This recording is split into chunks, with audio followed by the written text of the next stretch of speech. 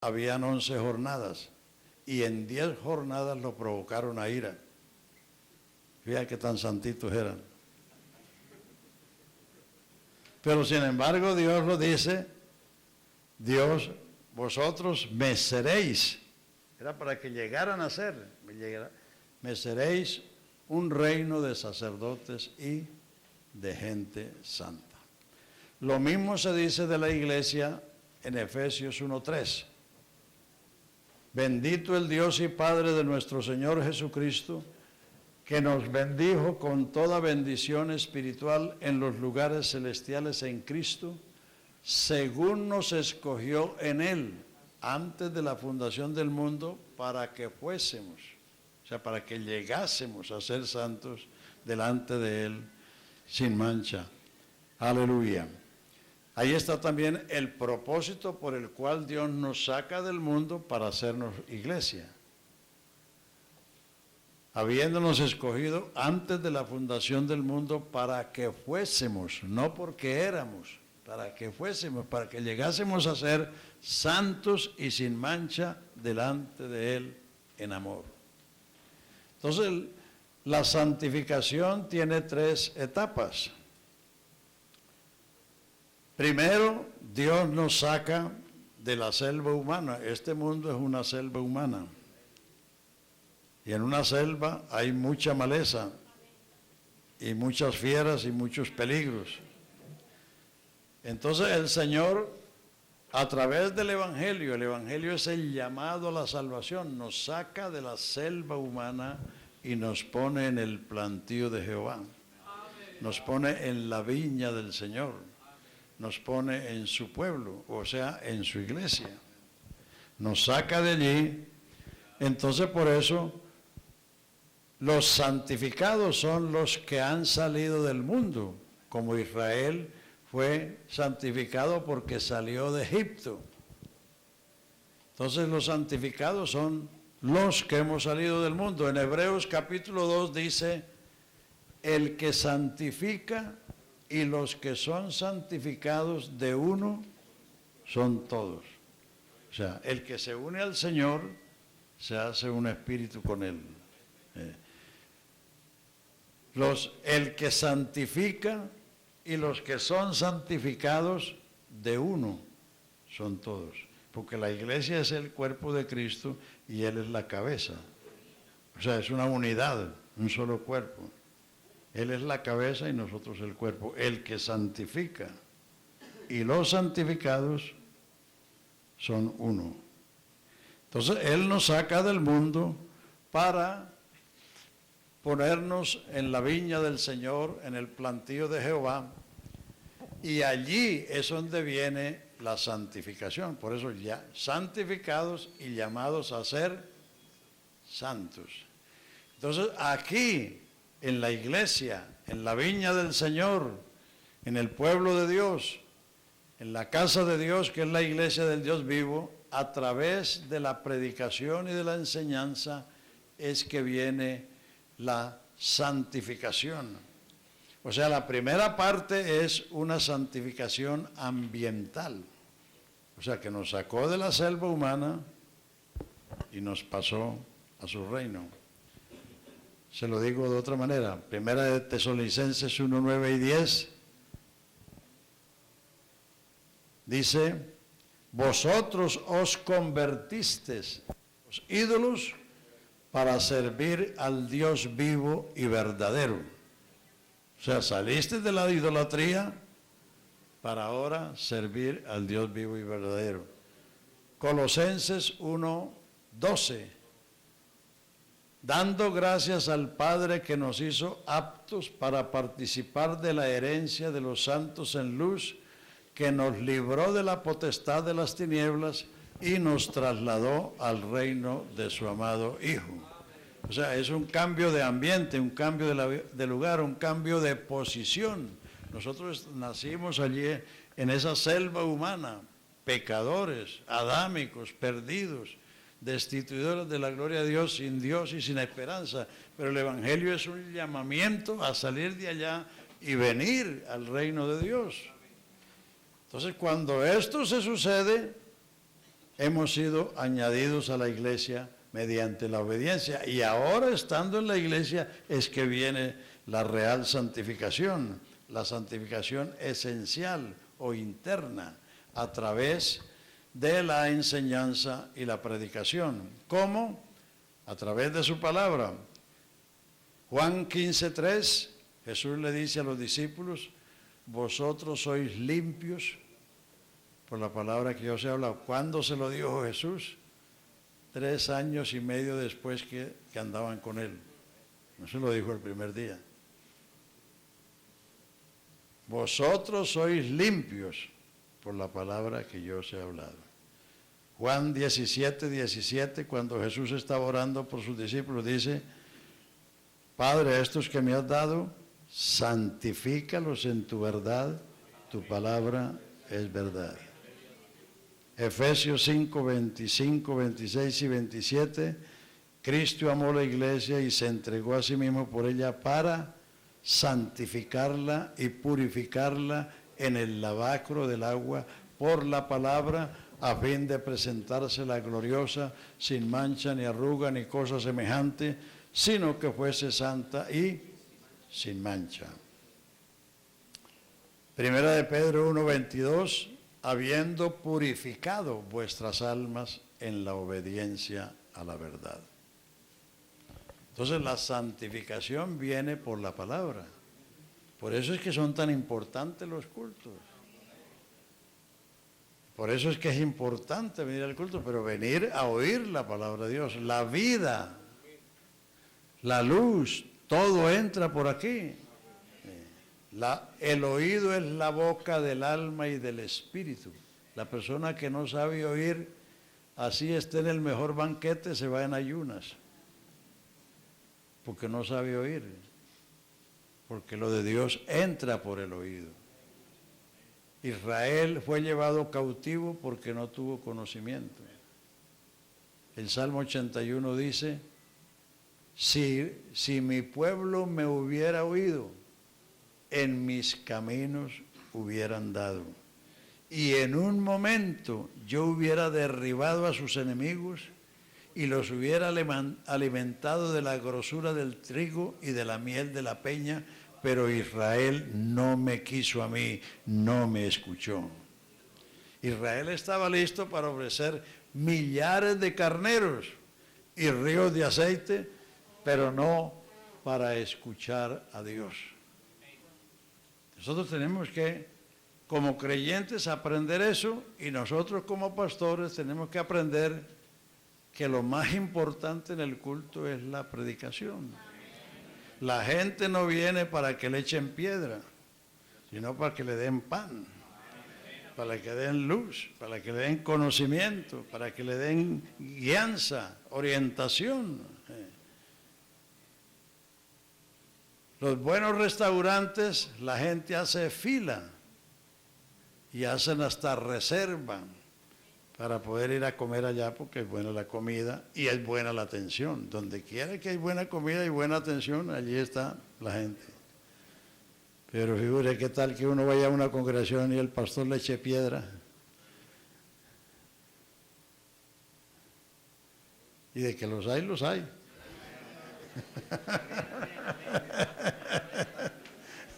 De lo que los hay, los hay. Así que si su pastor le echa piedra, tenga compasión de él y ore por él. No le devuelva las piedras. Bueno, entonces la santificación esencial viene con el conocimiento de Cristo y de su obra. El que santifica y los que son santificados de uno son todos. La epístola a los Hebreos es la epístola de la santificación. Comienza con Hebreos 2, el versículo que acabo de citar. Sigue con Hebreos 10:10, donde habla de Jesucristo como la ofrenda de Dios. El capítulo 10 de Hebreos dice: porque la ley, teniendo la sombra de los bienes venideros, no la imagen misma de las cosas. La ley era solamente una sombra. La luz sobre un cuerpo produce una sombra, pero la sombra no es la realidad. La ley, teniendo la sombra de los bienes venideros, no la imagen misma de las cosas, nunca puede, por los sacrificios que se ofrecen, hacer perfecto en cuanto a la conciencia al que practica dicho culto, ya que consistía en lavamientos y oblaciones y sacrificios respecto a la carne. Pero entonces dice ahí en el mismo capítulo, como no te agradaron los holocaustos ni los sacrificios, los cuales se ofrecen según la ley, entonces dije, heme aquí, como en el rollo del libro está escrito, me preparaste cuerpo, quítalo primero para establecer esto último. En esa voluntad somos santificados, verso 10. 10:10, en esa voluntad somos presentes, santificados como por la ofrenda del cuerpo de Jesucristo hecha una vez para siempre, porque ciertamente todo sacerdote está ofreciendo los mismos sacrificios que nunca pueden quitar los pecados, pero Cristo, habiendo ofrecido un solo sacrificio por los pecados, se ha sentado a la diestra de la majestad en las alturas.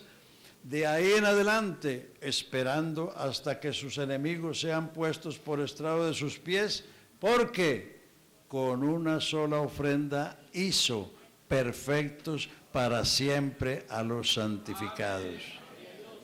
Porque con una sola ofrenda hizo perfectos para siempre a los santificados, y esto lo atestigua el Espíritu Santo después de haber dicho, este es el nuevo pacto que haré con ellos, pondré mis leyes en sus mentes y en sus corazones las escribiré. Añade, y no me acordaré más de sus pecados e iniquidades, porque donde hay remisión de estos no hay más ofrenda por el pecado.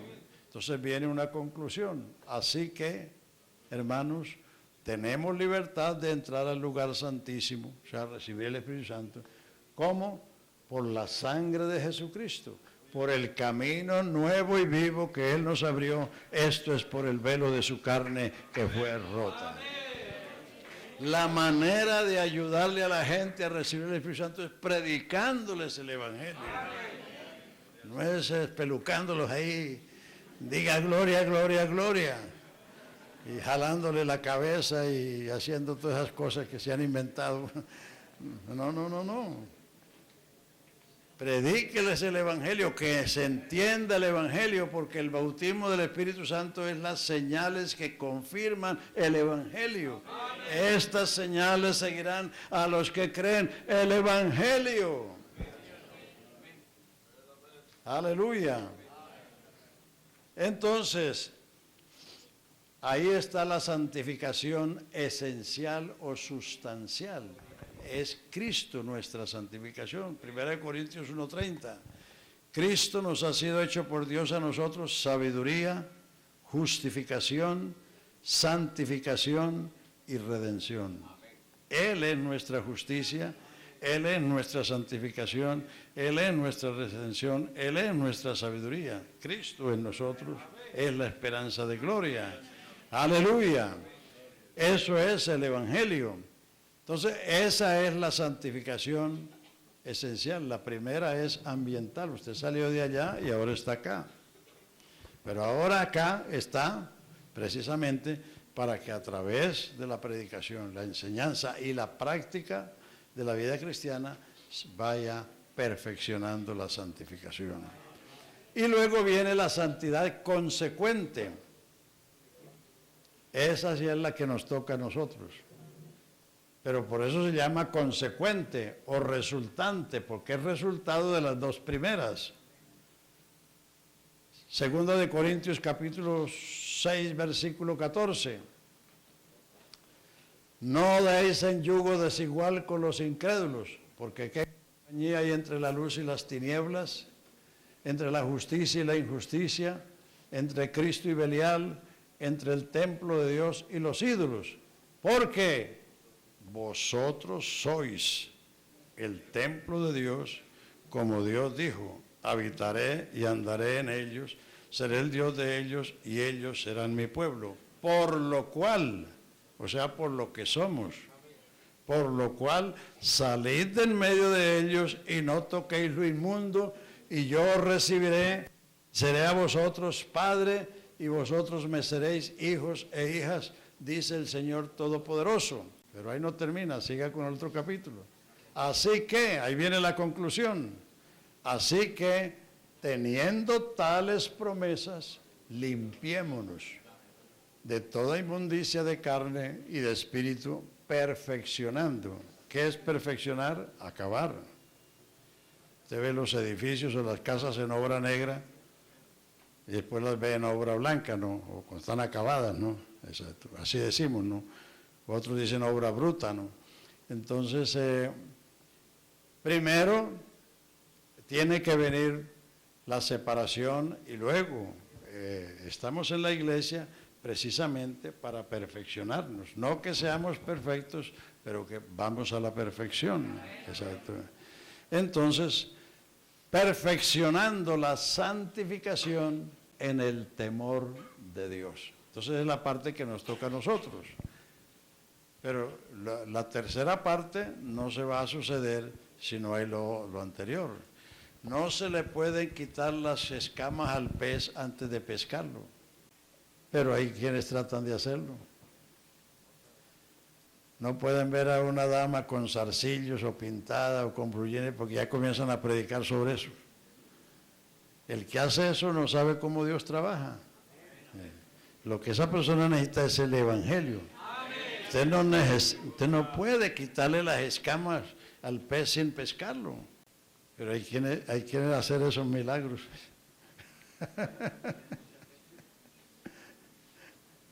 Eso es imposible. No. La gente venía a Cristo tal como era. Vea que la samaritana, que era una campeona del divorcio,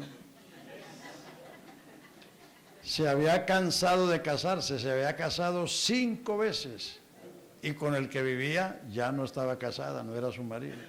O sea, se cansó de tanto matrimonio y divorcio. Pero Jesús fue expresamente a salvar a esa mujer.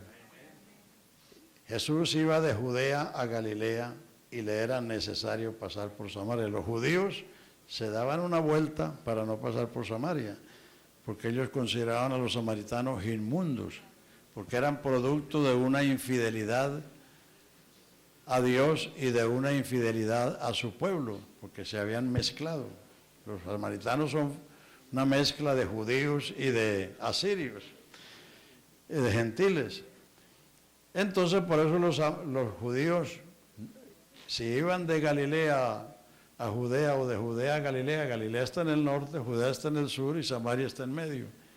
Ellos se salían, daban la vuelta para no pasar por ahí, pero Jesús dijo, le era necesario y fue hasta la ciudad de Sicar, al pozo de Jacob, y se sentó allí a esperar a esa mujer, con ese pasar. Y se sentó allí para salvarla.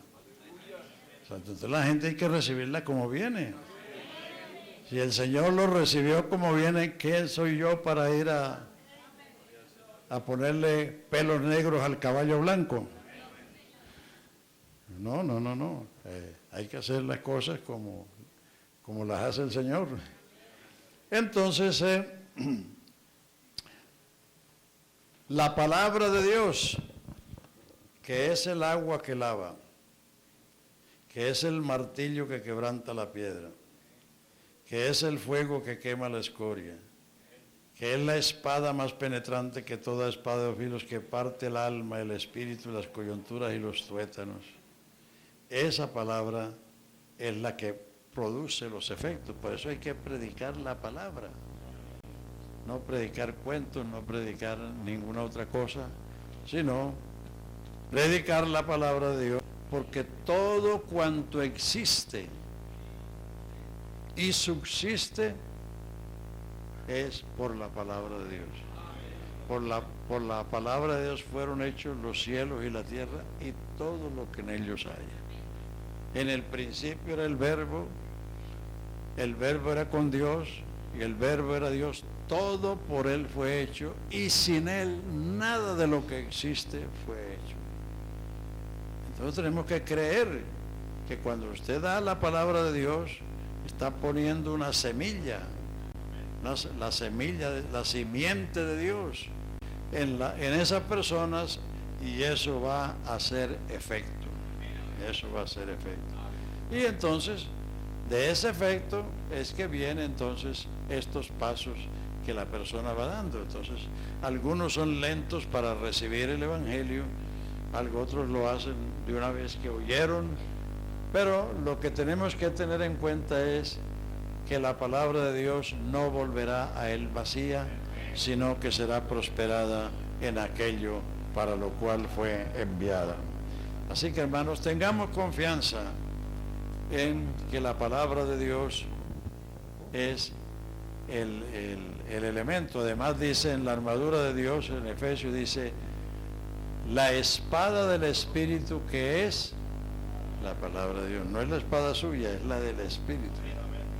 Por eso el Evangelio ha de ser predicado por el Espíritu Santo enviado del cielo.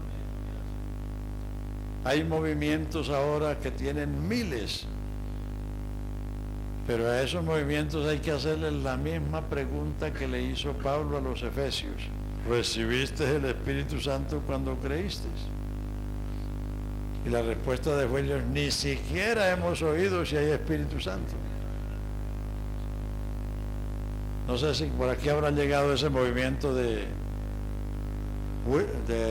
Rick Warren. Eso. Bueno, esa es una comunidad grande, pero a esa comunidad hay que hacerle la misma pregunta, porque ellos ni son bautizados en el nombre del Señor Jesús, ni han recibido el Espíritu Santo. ¿Y cómo nosotros vamos a imitar esas cosas?